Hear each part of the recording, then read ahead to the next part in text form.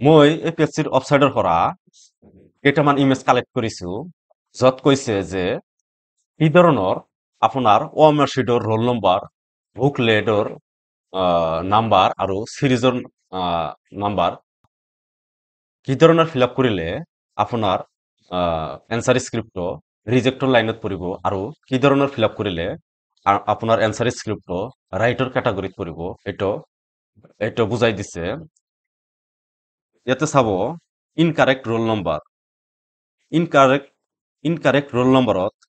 এনে কাটাকাটি কৰিছে ইয়াতে চাব ইয়াতে ভগা মাৰি মুছি দিছে ইয়াতে আপোনাৰ ৰাউণ্ডটো ভালকৈ ফিল আপ কৰা নাই ইয়াতে চাব ৰাউণ্ডবিলাক ফিল কৰা নাই ভালকৈ এই ধৰণৰ ফিল আপ কৰিলে আপোনাৰ এনসাৰ স্ক্ৰিপ্টটো ৰিজেক্টৰ কেটাগৰীত পৰি যাব টেক্সট বুক আৰু সিৰিজৰ চাব ইয়াতে আহ, দুটা ৰাউণ্ড ফিল কৰিছে ইয়াতে চাব ইয়াতে এটা ৰাউণ্ড অলপ ফিল কৰিছে আৰু এটা ফুল ফিল কৰিছে আৰু ইয়াতে সিৰিজত ইম্পৰ্টেণ্ট ভেৰি ইম্পৰ্টেণ্ট ইয়াতে চাব ইয়াতে এই লেটাৰটো ষ্টাইলত লিখিছে ষ্টাইলত লিখিলে আপোনাৰ এনসাৰ স্ক্ৰিপ্টটো ৰিজেক্টৰ কেটাগৰীত পৰিব ষ্টাইলত